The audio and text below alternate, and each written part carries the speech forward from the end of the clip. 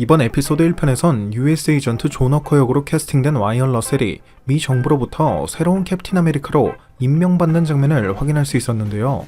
사실 이러한 결정은 스티브의 방패를 직접 물려받았음에도 불구하고 캡틴 아메리카의 이름은 스티브를 제외한 그 누구도 이을 수 없다고 생각해 박물관에 그의 방패를 기증한 샘의 의사를 완전히 무시하는 행동이었기 때문에 향후 이러한 샘, 그리고 스티브의 동료이자 친구였던 버키와 US 에이전트의 마찰은 피할 수 없을 것으로 예상해 볼 수 있는 부분이었죠. 그런데 미 정부는 어째서 스티브로부터 직접 방패를 물려받은 샘을 처음으로 제2대 캡틴으로 임명하지 않았던 것이고, 샘은 어떠한 고민 끝에 방패를 박물관에 기증할 것을 결심하게 된 것이며, 샘이 기증한 방패를 건네받을 때까지만 해도 그의 방패를 소중히 전시하겠다던 미 정부는 어째서 제2대 캡틴을 꾸역꾸역 데뷔시켜야만 했던 것일까요?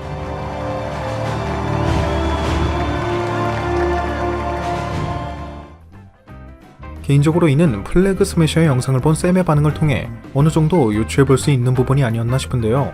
슈퍼솔저급의 파워를 가지고 있는 플래그 스매셔의 영상을 본 샘이 그는 강한 힘을 가지고 있다, 영상이 찍히지 않은 다른 특이점은 없었냐 라고 물은 뒤 토레스 중위가 나는 이미 당한 후였기 때문에 다른 것은 볼 수도 없었다 라고 답하자 샘은 아무것도 아니다, 다시 연락하겠다 라는 식으로 급하게 말을 끝맺은 것을 보면 샘은 이미 일반인에게 강력한 힘을 부여할 수 있는 슈퍼솔저 열창과 같은 약물이 존재하고 있음을 어느 정도 알고 있었던 것으로 추측해 볼 수 있는 부분이었죠.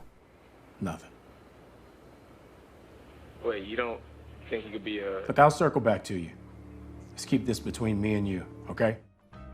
그리고 그가 이러한 슈퍼솔저 열창의 존재에 대해 미리 알 수 있었던 것은 미 정부가 그에게 이러한 슈퍼솔저 열창을 맞을 것을 제안했었기 때문이 아닐까 싶은데, 미 정부가 샘에게 슈퍼솔저 열창을 맞도록 권유한 것은 크게 두 가지 이유라고 생각해 볼 수 있지 않을까 싶습니다.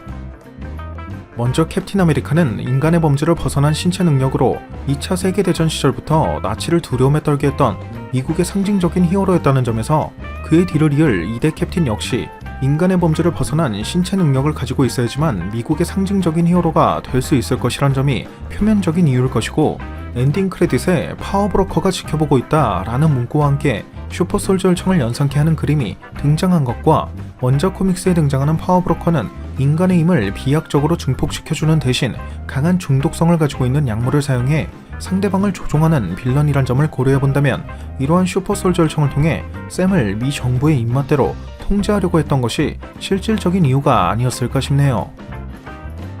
사실 그도 그럴 것이 스티브는 본래 미국을 상징하는 히어로였지만 11호 당시 소코비아 협정에 정면으로 반대하여 한때 범죄자로 몰린 적이 있었는데, 이때 샘이 스티브와 같은 편에 있었던 것을 고려해본다면 미 정부의 입장에선 앞으로도 똑같은 상황이 생길 것을 당연히 우려할 수밖에 없었던 것이고, 때문에 정신조작이 가능해진 슈퍼솔저 열창의 복제품을 이용해 제2대 캡틴만큼은 완벽하게 통제하려고 했던 것을 예상해 볼 수 있는 부분이었죠.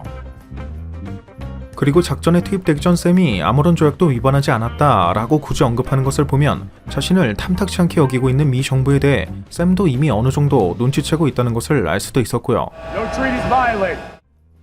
물론 샘은 이러한 슈퍼솔저 열창을 권유받는 과정에서 정신조작에 대해서는 설명을 듣지 못했을 가능성이 높은 부분이겠지만, 그럼에도 불구하고 그가 이러한 슈퍼솔저 열창을 거부했던 것은 앞서 샘이 스티브와 버키를 통해 슈퍼솔저 열창을 맞은 자가 자신의 소중한 가족이나 사랑하는 사람을 포기해야만 했던 것을 지켜보았기 때문일 것이고, 엔드게임 당시 과거로 돌아가 진정한 행복을 찾은 스티브의 모습을 통해서도 느낀 점이 무척 많았을 것이기도 하고요. 그리고 이러한 이유로 인해 팔콘 앤 윈터 솔저에선 1편에서부터 버키와 샘의 가족 관계에 대한 부분이 강조된 것이 아니었나 싶기도 하네요. I have a sister. I have 4. Miss, drink. Are you close with your parents? I was. They passed away. 참고로 이러한 슈퍼솔저에 대한 미 정부의 집착은 스티브의 탄생 이후로도 하워드 스타크를 통해 슈퍼솔저 열창의 복제품을 탄생시키거나 썬더볼트 로스 장군이 진행 중이던 슈퍼솔저 프로그램을 통해 헐크와 어보미네이션이 탄생하게 되기도 하는 등 사실상 현재까지도 계속 진행 중인 상태이고, 실제로 어보미네이션은 시얼크에도 등장이 확정된 상태이기 때문에 이번 팔콘 앤 윈터 솔저 혹은 블랙 위도우쯤에는 반드시 슈퍼솔저 열창에 대한 떡밥이 등장하게 되지 않을까 싶은 바이며, 이러한 배우에는 썬더볼트 로스 장군이 관여하게 될 가능성도 충분히 고려해볼 수 있을 것 같네요. 그리고 US 에이전트가 새로운 캡틴으로 임명되는 순간 그의 허리춤에는 스티브가 처음으로 그 이름을 알리기 시작했을 당시에나 사용했던 권총이 달려 있었다는 점이나 앞서 공개된 예고편에도 과거 미 정부가 스티브를 국가를 위한 일에 활용한다는 명목으로 치어리더들과 함께 무대에 오르게 만들어 국가에 소속된 군인이라는 것을 강조했던 영국 무대를 연상케 하는 현대판 무대가 등장했던 것을 고려해본다면 이번 팔콘 앤 윈터 솔저를 통해 미 정부는 과거 스티브에게 했던 것처럼 US 에이전트에게 역시 미국을 대표하는 새로운 히어로라는 상징성을 부여하기 위해 부단한 노력을 할 것으로도 예상해 볼 수 있을 것 같습니다.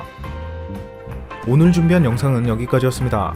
오늘 준비한 영상도 재밌게 보셨다면 구독과 좋아요 그리고 알람 설정 한 번씩 눌러주시면 대단히 감사하겠습니다. 그럼 지금까지 올루원이었습니다.